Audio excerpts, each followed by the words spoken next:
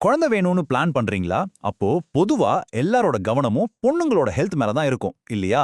ஆனா அது பாதி கதை தான். உண்மையில ஆண்களோட சில சின்ன சின்ன தினசரி பழக்கங்கள் கூட அவங்களுக்கே தெரியாம இந்த ப்ராசஸ எவ்வளவு பாதிக்குதுன்னு தான் நாம இன்னைக்கு பார்க்க போறோம்.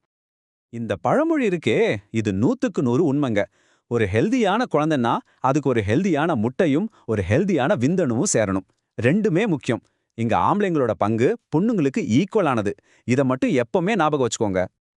என்னடா இது? நம்ம பழக்கம் நம்ம விந்தணுவ வேக வைக்குதான்னு யோசிக்கிறீங்களா? கேட்க கொஞ்சம் விசித்திரமா தான் இருக்கும். ஆனா ஒரு நிமிஷம் யோசிச்சு பாருங்க. நீங்க டெய்லி சாதாரணமா செய்யற சில விஷயங்கள் உங்களுக்கே தெரியாம உங்க கருவுறுதல் திறனை சைலண்டா பாதிச்சிட்டு இருக்கலாம். அப்படி என்னென்ன பழக்கங்கள்னு தெரிஞ்சுக்க ரெடியா? வாங்க டீட்டெயிலா பாப்போம்.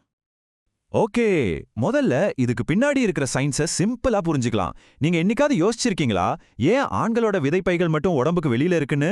அது ஏதோ சும்மா அப்படி அமைஞ்சிடல. அதுதான் இயற்கையோட ஒரு சூப்பரான பில்ட்-இன் கூலிங் சிஸ்டம். இங்க தான் அசல் விஷயமே இருக்கு. நல்ல ஹெல்தியான நீந்திர சக்தி இருக்கிற விந்தணுக்களை உருவாக்கணும்னா அந்த விதைப்பைகள் நம்ம உடம்போட மத்த பாகங்களை விட ஒரு 2லேருந்து 4 டிகிரி வரைக்கும் குளிர்ச்சியா இருக்கணும். பாருங்க, இந்த சின்ன டெம்பரேச்சர் வித்தியாசம் தான் எவ்வளவு பெரிய மேட்டர். சரி, ஒருவேளை டெம்பரேச்சர் அதிகமாகிட்டா என்ன ஆகும்? 3 பெரிய பிரச்சனைகள் வரும். 1, விந்தணுக்களோட எண்ணிக்கை, அதாவது கவுண்ட் குறைஞ்சிடும். 2, அதோட நீந்திர வேகம், அதாவது மொட்டிலிட்டின்னு சொல்லுவாங்க, அது ரொம்ப ஸ்லோவாயிடும். அதனால முட்டைய போய் சேரவே முடியாது. 3வது, இதுதான் ரொம்ப டேஞ்சர், விந்தணுக்குள்ள இருக்கிற டிஎன்ஏ டேமேஜ் ஆகிடும். இதனால கருச்சிதைவு ஏற்படக்கூட வாய்ப்பு இருக்கு. இப்போ நம்ம டெய்லி லைஃப்ல நாம செய்யற ரொம்ப ரொம்ப சாதாரணமான 3 பழக்க வழக்கங்களை பத்தி பார்க்க போறோம். இது எப்படி உங்க விதைப்பைகளோட வெப்பநிலையை கூட்டுதுன்னு கேட்டா நீங்களே ஆச்சரியப்படுவீங்க. முதலாவது பழக்கம். நம்மள நிறைய பேரு, முக்கியமா ஐடி ஃபீல்ட்ல வேலை செய்றவங்க இத கண்டிப்பா செய்வாங்க. அதுதான் லேப்டாப்ப மடியில வச்சு யூஸ் பண்றது. ரொம்ப காமனான ஒரு விஷயம் தான். ஆனா இதுல ஒரு ஆபத்து இருக்கு. இதுல என்ன ஒரு சுவாரஸ்யமான விஷயம்னா, பிரச்சனை லேப்டாப்ல இருந்து வர சூடு மட்டும் கிடையாதுங்க. நீங்க லேப்டாப்பை பேலன்ஸ் பண்றதுக்காக கால்களை க்ளோஸா வச்சிருக்கும்போது உங்க உடம்பு சூடே வெளியே போக முடியாம உள்ளே தங்கிடும். சில ஸ்டடீஸ் என்ன சொல்லுதுன்னா, வெறும் 10-15 நிமிஷத்திலேயே டெம்பரேச்சர் டேஞ்சரான லெவலுக்கு போயிடுமா. இதுக்கு தீர்வு ரொம்ப சிம்பிள். லேப்டாப்பை ஒரு டேபிள் மேல வைங்க, அவ்வளவுதான். 2வது பழக்கம் ஃபேஷன் சம்பந்தப்பட்டது.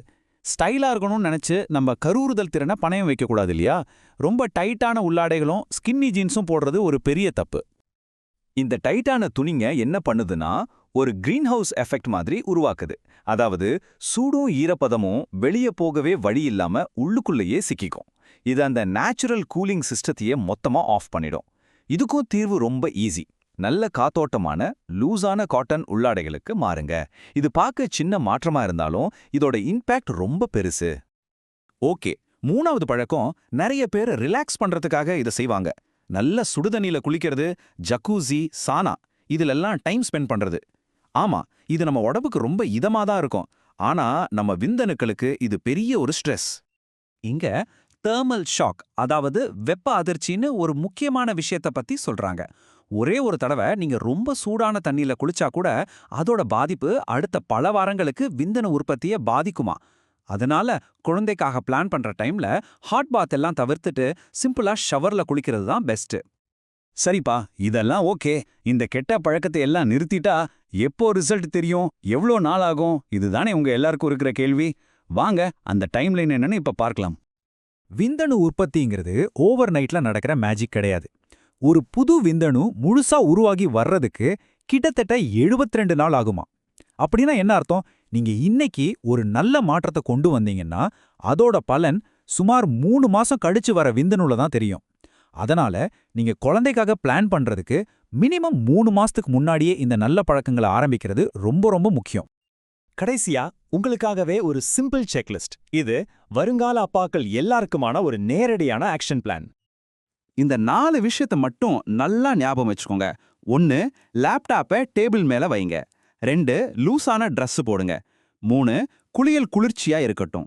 4, ஒரே இடத்துல ரொம்ப நேரம் உட்கார்ந்திருந்தா 1 மணி நேரத்துக்கு ஒரு தடவை எழுந்து நடங்க. அவ்வளவுதான். இத சின்ன சின்ன விஷயங்கள் தான் ஒரு ஆரோக்கியமான குழந்தைக்கு நீங்க கொடுக்கிற பெரிய பங்களிப்பு.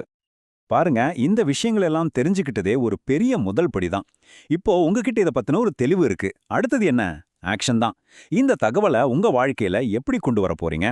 இன்னிலிருந்து உங்களுடைய அடுத்த ஸ்டெப் என்னவா இருக்கும்? கொஞ்சம் யோசிச்சு பாருங்க.